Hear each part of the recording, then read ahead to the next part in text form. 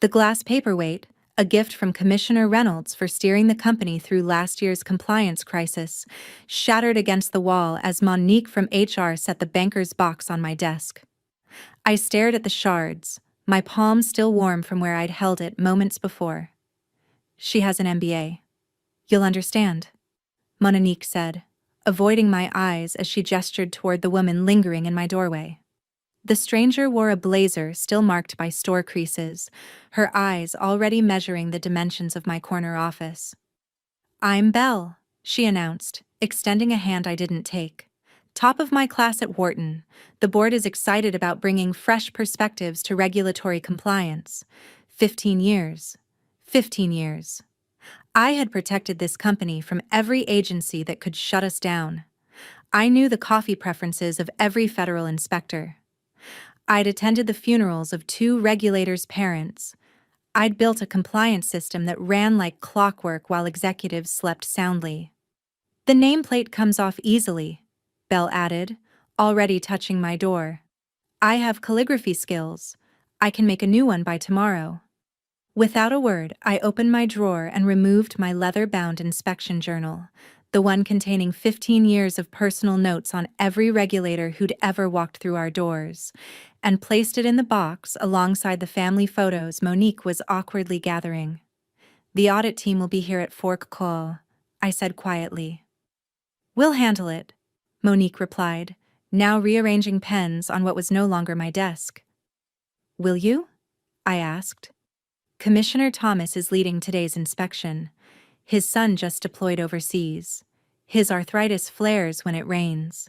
He takes his coffee black with exactly 1 sugar cube, not a packet. He hates being called sir and expects whoever manages compliance to know the updated protocols his department released last month. Belle laughed. I memorized the regulatory handbook during orientation week. I think I can handle a simple inspection. I nodded once, placed my key card on top of the box, and walked out. The entire floor went silent as I passed. Darcy from accounting covered her mouth. Leo from legal stared at his shoes. Not one of them spoke. By 3, I sat in my car, rain pattering on the roof, as I watched government vehicles pull into reserved spaces. My phone buzzed with panic texts from former colleagues. At 3:47, the CEO's assistant bolted through the front doors, scanning the lot desperately. When she spotted my car, she ran across the wet pavement, heels splashing through puddles. I rolled down my window just enough to hear her gasp. Please, Everly. Thomas is threatening an automatic failure. He refuses to speak to anyone but you. Belle tried showing him her diploma and he walked out. Please. The CEO authorized me to offer anything. Anything. I checked my watch. How's that MBA working out for everyone? Okay, I need to pause. If you've ever been betrayed by someone who underestimated your value, you know exactly how this feels. That moment when they realize they've made a catastrophic mistake. Pure vindication. If this story hits close to home, hit that like button and let me know in the comments if you've ever been in Everly's position. And if you're new here, subscribe for more workplace revenge stories that'll have you cheering from your seat. Now, let's get back to what happened next. My name is Everly Tate. I don't have an MBA. What I do have is institutional knowledge that can't be taught in any classroom. I joined this manufacturing company straight out of community college, working my way up from administrative assistant to regulatory compliance manager. No fancy title, just 15 years of protecting the company from itself. Manufacturing has regulations thicker than encyclopedias. One violation can trigger millions in fines or shut down production entirely. I learned every rule, befriended every inspector, and created systems that kept us compliant while our competitors racked up violations. The day before, my humiliation began with unusual silence. People avoided eye contact in the hallways, and my assistant Zoe's desk was mysteriously empty. When I asked about her, someone muttered she'd been reassigned. Red flag number 1, then came the budget meeting. CEO Kent kept alluding to upcoming changes in compliance leadership while dodging my questions. Red flag number 2. That evening, Director of Operations Xavier sent me a cryptic text. Sorry about tomorrow. Not my call. Red flag number 3. I should have prepared myself, but nothing can ready you for public humiliation. Now I sat in my car, rain streaking the roof, as Penny, the CEO's assistant, begged me to save them. The inspection team has given us exactly 20 minutes to get you back inside, or they'll issue a critical violation, she pleaded. Do you have any idea what that would do to our stock price? I'm aware, I replied coolly. I've prevented 17 potential critical violations in my tenure. Each one would have cost roughly $30 million in fines and remediation. Name your price, Penny said. Chief Compliance Officer title, corner office restored, double salary. It's yours. I stared at the rain-streaked windshield. Tell me something, Penny. Was it Kent's idea to replace me? Or did the board push for someone with credentials over experience? Board Chair Lana led the charge. She kept insisting we needed professionalism in compliance, someone with academic pedigree who understood modern regulatory frameworks. Penny's air quotes said it all. Lana, who joined 3 months ago, who hasn't attended a single inspection. That's her. I checked my watch. 12 minutes until Thomas issues that violation. Please, Everly, what do you want? What did I want? The question hung between us as rain pelted harder against the car. 15 years of loyalty dismissed because someone decided 3 letters after my name mattered more. Then 15 years of relationships and results. I want Chief Compliance Officer title with direct reporting to the CEO, 50% salary increase, my corner office back, and I want Belle to work as my assistant for 6 months minimum to learn how regulatory relationships actually function in the real world. Done, Penny said without hesitation. And one more thing, I added as she turned to leave. I want Lana to personally apologize in front of the executive team. Penny hesitated for the first time. That's when she'll enjoy explaining to shareholders why we failed a critical inspection. 5 minutes later, I walked through the lobby, my heels clicking against marble. Executives lined the hallway, faces pale. Commissioner Thomas sat in the conference room, arms crossed, 2 junior inspectors beside him, looking uncomfortable. The moment he saw me, his stern expression softened slightly. Cutting it close. Everly. Traffic, I replied with the hint of a smile. How's Jason adjusting to deployment? Calls when he can. Says the food is worse than my cooking, which is saying something. Jason adjusting to deployment? Calls when he can. Says the food is worse than my cooking, which is saying something. His eyes shifted to where Belle stood, clutching a binder with trembling hands. Your colleague here tried telling me the storage temperatures for chemical compounds had been adjusted in the new regulations. I nodded. They have been, Thomas, for Category 4 compounds only, and only after passing the additional stability testing your department approved last quarter. He raised an eyebrow, impressed. You've read the updates. I helped draft the public comments on them, I replied. For the next 3 hours, I guided Thomas and his team through every department, introducing him to new staff, recalling details about his family, and ensuring every regulation was not just met, but exceeded. Behind me, Belle followed silently, watching as I navigated complex regulations not through memorization, but through relationships. When Thomas finally signed off on the inspection, declaring us fully compliant, CEO Kent pulled me into his office. You were irreplaceable, I suggested. We made a mistake, he admitted. Yes, you did. I leaned forward. Now, let's discuss how you're going to fix it permanently. What Kent didn't know, what none of them knew, was that I hadn't returned just to save today's inspection. I had come back with a plan 15 years in the making, a plan that would ensure no one ever underestimated me again. But first, I needed to reclaim my office and watch Belle's face as she cleared out her 3-hour attempt at redecorating. The office removal crew worked quickly. I stood in the doorway, arms crossed, as Belle's designer notebooks and framed MBA diploma came down from my walls. She hovered nearby, lips pressed into a thin line, eyes darting between me and Kent, who supervised the transition with visible discomfort. The personnel paperwork for her new position needs to be processed by end of day, I reminded Kent, not lowering my voice. Assistant to the Chief Compliance Officer. That's me, by the way. Kent nodded, avoiding Belle's glare. HR is handling it now.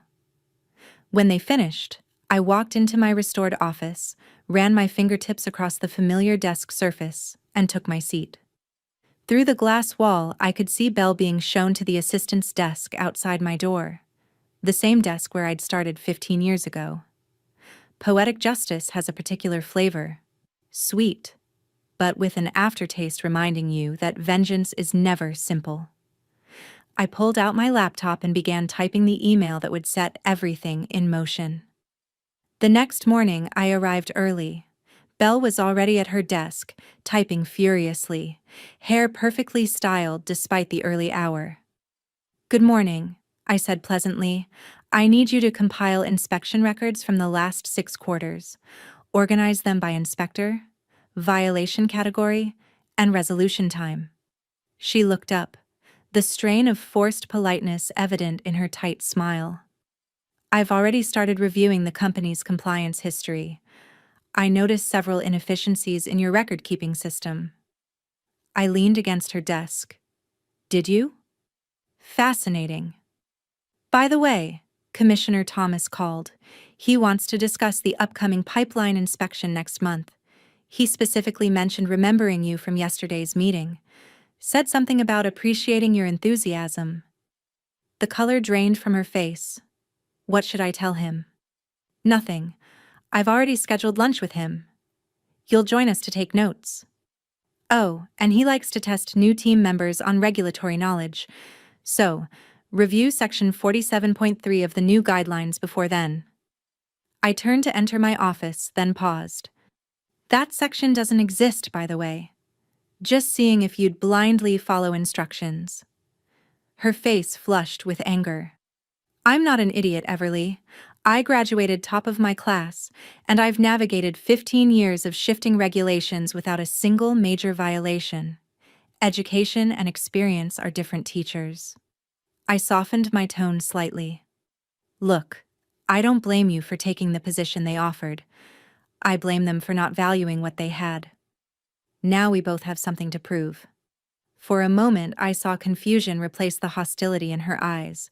She'd expected a nemesis, not a mentor with an edge. That afternoon, Board Chair Lana stormed into my office without knocking, her tailored suit as rigid as her posture. Behind her trailed Monique from HR, looking like she'd rather be anywhere else. Behind her trailed Monique from HR, looking like she'd rather be anywhere else. "This is unacceptable," Lana snapped, waving a paper. "You're demanding a formal apology in front of the executive team. Who do you think you are?" I smiled pleasantly. "I'm the person who prevented a critical violation yesterday that would have tanked our stock by at least 30%. "Who are you again?" "Besides the person who nearly caused it?" Her eyes narrowed. "I've been brought in to modernize this company's leadership structure. Your reinstatement is temporary, I assure you. Is it? Let's test that theory." I opened my drawer and removed a folder. "These are personal notes from every inspection I've managed for 15 years. Observations about inspectors' preferences, concerns, family details, things no handbook teaches, things no MBA program covers. That's company property," she stated, reaching for it. I pulled it back. "Actually, it's not. I created this system on my own time. I built these relationships personally, and I've received 3 job offers since yesterday from competitors who understand the value of what I bring." She scoffed. "Bluffing doesn't suit you. Check your email. I forwarded you the offers. I leaned back in my chair. Now about that apology. Would you prefer tomorrow's executive meeting, or should we call an emergency session today? 2 days later, I stood before the executive team, Belle seated in the corner taking notes as instructed. Lana approached the podium with the stiffness of someone preparing for a root canal. I want to formally apologize to our Chief Compliance Officer, Everly Tate. She began, each word clearly painful. She began, each word clearly painful. My decision to replace her was made without fully understanding the value of institutional knowledge and relationship management in regulatory compliance. It was a significant error in judgment that nearly cost this company millions. I nodded graciously, the picture of professional magnanimity. But inside, I knew this was just the beginning. Over the next 2 weeks, I methodically reclaimed my position, taking Belle to every regulatory meeting, every inspector lunch, every compliance review. I showed her how to read the room when an inspector was concerned, but not stating it directly, and taught her how to build trust with people who could shut down our operations with the stroke of a pen. Against my expectations, she was observant and quick. By the 3rd week, she had stopped mentioning her MBA and started asking thoughtful questions about relationship-based compliance management. Why did you thank Inspector Marlene for her thoroughness when she found that minor labeling issue? Belle asked after one meeting. Shouldn't we want fewer findings? Marlene prides herself on attention to detail, I explained. By appreciating her thoroughness, I acknowledged her professional identity. She found something minor because she needs to document her value, but she overlooked 3 potential major findings because she trusts us to fix them before her next visit. Belle's eyes widened with understanding. That's brilliant. They didn't teach us that at Wharton. No business school can teach you 15 years of relationship building, I said, but you can learn it in 6 months if you pay attention. As Belle shadowed me, I noticed Kent and the executive team watching our interactions with growing unease. They had expected warfare. Instead, they got a master class, which worried them far more. One evening, working late, I discovered Belle in the records room, poring over inspection reports from before my time. "What are you researching?" I asked, startling her. She hesitated before answering. "I'm looking for patterns and violations from before you standardized the compliance system. I'm trying to understand what you built from scratch." I studied her face, searching for deception but finding only curiosity. "Why?" she added. "Because I want to understand how someone without an MBA created a system this effective. Because I'm starting to think my education missed something fundamental about how business actually functions." For the first time, I felt a twinge of something unexpected. Respect for her willingness to learn. But I couldn't afford to soften. Not yet. Not before my plan fully unfolded. "Come to my office tomorrow morning. There's a board meeting I want you to observe." The next day, I walked into the boardroom with Belle trailing behind me. Board members shifted uncomfortably as we took seats along the wall. Agenda Item 3, CEO Kent announced, avoiding my gaze, quarterly compliance report. I stood and distributed folders to each board member. "You'll find our compliance metrics on page 1, 0 major findings for the 16th consecutive quarter. Page 2 shows competitor violation rates for comparison." Lana flipped through the report with a frown. "These numbers for our competitors, they're significantly worse than ours. Some have multiple critical violations." "Yes," I agreed. "Our closest competitor had 3 critical violations last quarter alone. Each cost them approximately $12 million in fines, plus production downtime." "How do you have access to their internal violation data?" Lana demanded. I smiled. "Relationships. Inspectors talk. Regulatory agencies share information. When you build trust over 15 years, you learn things no public record shows." The room fell silent as the implications settled. I didn't just protect the company. I possessed intelligence on every competitor in our industry, intelligence no MBA program could access. As I continued my presentation, I noticed Xavier, director of operations, exchanging glances with Kent. Something was happening behind the scenes, a new plan perhaps to counter my newfound power. That evening, as I was leaving, Xavier approached me in the parking garage. "They're not done trying to push you out," he said quietly, scanning the area. "Lana has been meeting with outside consultants. Something about modernizing compliance systems through technology, replacing me with software," he added. I laughed. Good luck programming a computer to remember an inspector's daughter's wedding date. Xavier didn't smile. "Be careful, Everly. Lana has the backing of major investors. This isn't over." As I drove home, his warning echoed in my mind. Of course it wasn't over. I'd only completed phase 1 of my plan. The true reckoning was yet to come. What none of them realized yet was that during my 15 years of building relationships with regulatory agencies, I'd learned more than just how to pass inspections. I'd learned secrets, the kind that could reshape the entire industry, the kind that made my corner office and title upgrades seem like consolation prizes compared to what I was really after. And tomorrow would be the day they finally understood who they had underestimated. The morning sun cast long shadows across the executive parking spaces as I pulled in beside Kent's luxury sedan. I checked my appearance in the rearview mirror. Composed, confident, the picture of professional poise. Nothing about my expression betrayed what was about to unfold.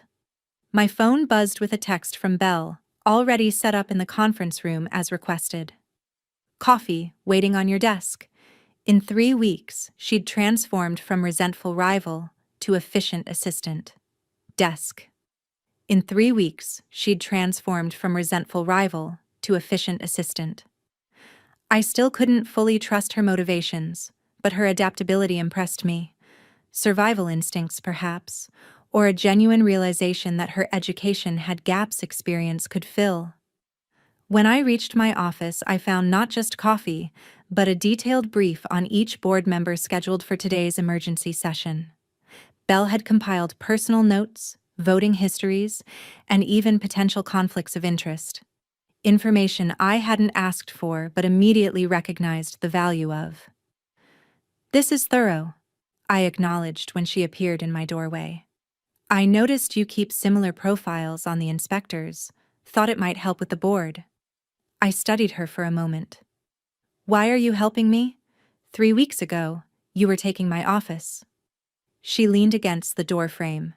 "3 weeks ago, I thought an MBA made me qualified for your position. Now I realize I know maybe 5% of what it takes to do this job." She hesitated. "And frankly, watching Lana throw you under the bus while Kent stood by silently was educational about the kind of leadership I want to model." Before I could respond, my phone lit up with a calendar alert. 1 hour until the emergency board meeting, a meeting I had requested through channels that guaranteed Lana couldn't block it. "Ready the presentation materials," I instructed. "Belle, no matter what happens in that room, stay silent and keep taking notes." The boardroom filled gradually, tension thickening with each arrival. Lana entered last, flanked by 2 people I didn't recognize, a man and woman in expensive suits carrying sleek tablets. "Everly?" Lana acknowledged stiffly. "I've invited compliance technology specialists to observe this meeting. They're helping us evaluate digital solutions for regulatory management." So Xavier's warning had been accurate. They were still planning to replace me, this time with software rather than an MBA graduate. "How thoughtful," I replied calmly. "Additional expertise is always welcome, especially for what I'm about to present." Kent called the meeting to order, eyes darting nervously between Lana and me. "Everly has requested this emergency session to discuss." Actually, the agenda wasn't specified. "Thank you, Kent." I stood, distributing sealed folders to each board member. "Please don't open these yet." What I'm about to share requires context first. I activated the presentation screen, displaying a simple chart comparing our company's compliance record to our 5 main competitors. As you can see, our violation rates are significantly lower than the industry average. This has saved us approximately $87 million in fines over the past decade. I clicked to the next slide, but that wasn't the complete picture. The screen changed to show inspection schedules, ours versus competitors. Notice anything unusual? We undergo 40% fewer surprise inspections than our competitors. When inspectors do visit, they spend 30% less time in our facilities. Lana frowned. Are you saying inspectors are showing favoritism? That's a serious allegation. Not favoritism, efficiency, I corrected. They trust our documentation, our systems, and most importantly, they trust me. Which brings me to the real reason for this meeting. I gestured to the folders. You may open these now. As pages rustled, the room temperature seemed to drop 10 degrees. Board members looked up in confusion, then shock, then something approaching fear, voice strained. Evidence that our 3 largest competitors have been systematically violating safety protocols while bribing mid-level regulatory officials to overlook critical issues. I clicked to display supporting documents on the screen. Regulatory officials to overlook critical issues. I clicked to display supporting documents on the screen. Specifically, ClearPath Industries, Weber Manufacturing, and Apex Solutions had each compromised safety standards that directly affected public health. The technology consultants Lana had brought exchanged alarmed glances. How did you obtain this information? Lana asked, her voice sharp. Relationships, the same ones you tried to replace with an MBA and now want to replace with software. I moved to the next slide. Senior regulatory officials had been investigating these violations for months. They kept me informed because of the trust we'd built. These companies would be facing charges within 30 days. The room erupted in overlapping questions. I raised a hand for silence. Our company had been offered 2 options. Option 1, become a witness in the federal investigation, sharing everything we knew about industry practices. This would provide us immunity and potentially exclusive access to government contracts when our competitors faced debarment. Kent leaned forward. Option 2, be investigated alongside them. Inspectors assumed similar practices across competing companies. Without someone they trusted vouching for our compliance, we'd be presumed guilty by association. Lana's face had gone ashen. These are publicly traded companies. If what you're saying is true, their stock will collapse when this becomes public. Yes, I replied, in approximately 27 days, according to the investigation timeline. I paused, letting the implications sink in, then continued. Which brings me to my proposal. I distributed a second set of folders. This is a restructuring plan for our compliance department.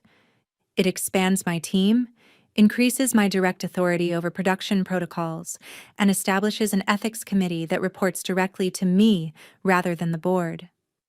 Kent flipped through the document, eyes widening. This would give you unprecedented authority within the company structure. It would give our compliance function the authority it needs to protect this company when our industry faces its biggest regulatory crisis in decades. Lana slammed her folder shut. This is blackmail.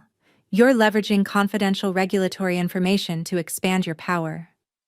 I'm leveraging relationships I've built over 15 years to save this company from becoming collateral damage in an industry-wide investigation, I said, turning to face her directly. The same relationships you deemed less valuable than an MBA or compliance software. The room fell silent as board members exchanged nervous glances. I had them cornered, and everyone knew it. The consultant who'd come to replace me, with technology, stared at his tablet, suddenly finding the screen fascinating. We need time to consider this proposal, Kent finally said, The Regulatory Commission meets Thursday to finalize the investigation parameters. They've asked for my testimony. Given my industry expertise, I gathered my materials. I'll need your decision by Wednesday. Until then, I'll be working with Belle to prepare our potential testimony. As Belle and I walked out, leaving stunned silence behind us, she whispered, "That was the most brilliant power move I've ever witnessed." Back in my office, I closed the door and finally allowed myself a moment of satisfaction. Phase 2 complete. But the real endgame was still coming. Wednesday arrived with Kent's capitulation. My restructuring plan was approved unanimously by a suddenly cooperative board. Lana alone abstained, her future influence clearly diminished. 2 weeks later, the regulatory investigation became public. As predicted, our competitors' stock plummeted as violations were exposed. Our company, positioned as a cooperative witness with model compliance systems, saw its market value increase by 30% in a single day. I sat in my expanded corner office, now with an adjacent conference room, reviewing applications for my growing compliance team. Belle entered with the afternoon reports. "The Weber Manufacturing CEO just resigned," she announced. "Their board is being restructured under regulatory supervision." "Predictable," I noted, signing off on the reports. "How are we positioned for their government contracts?" "Already submitted preliminary bids as you suggested. We're favorably positioned given our compliance record and cooperation with investigators." I nodded, satisfied. "And the executive retreat preparations confirmed. You'll be leading the 3-day training session on ethical leadership," Kent suggested. "It should be mandatory for all board members." She paused, including Lana. "Perfect." I leaned back in my chair, finally allowing myself a genuine smile. "You know, Belle, your 6-month assistant term ends next week." She tensed slightly. "I've been meaning to discuss that. I've created a new position, Deputy Compliance Officer. The role reports directly to me, but carries significant independent authority. The job description requires both formal education and demonstrated relationship management skills." Understanding dawned on her face. "You're offering me a promotion." "I'm offering you the opportunity to earn one. The position starts with a 6-month probationary period. You'll need to prove you've learned the lessons I've been teaching." "Why would you do this after how I came in?" she asked. I considered the question carefully, because revenge isn't just about destroying your enemies. Sometimes it's about transforming the system that enabled them. I handed her the job description. "Besides, you've shown you can learn from mistakes, unlike some of our leadership." Later that evening, I received a call from Commissioner Thomas. "Impressive work, Everly," he said without preamble. "The industry cleanup is proceeding exactly as you predicted. Thank you for trusting my assessment. The Commission is forming an industry advisory board to help reshape regulatory frameworks. We need someone who understands both sides, someone with relationships and integrity." I smiled as I looked out my office window at the company campus below. It was a company that had once handed me boxes to pack my things, now effectively under my protection and guidance. "I'd be honored to serve," I replied. When I hung up, I opened my desk drawer and removed the nameplate that had been returned to my door 3 weeks earlier. Beside it, I placed a new one, larger, more substantial. It read, "Everly Tate, Executive Vice President of Compliance and Ethics." Not bad for someone without an MBA. If you've ever been underestimated, overlooked, or pushed aside despite your value, I hope Everly's story resonated with you. The sweetest revenge isn't just reclaiming what was taken, it's reshaping the entire game so no one can take it from you again. If this story satisfied your sense of justice, hit that like button and subscribe for more corporate comeuppance tales. And tell me in the comments, what's the most valuable lesson you've learned that no degree could ever teach you? Remember, your experience is your superpower. Wear it proudly, even when others can't see its worth.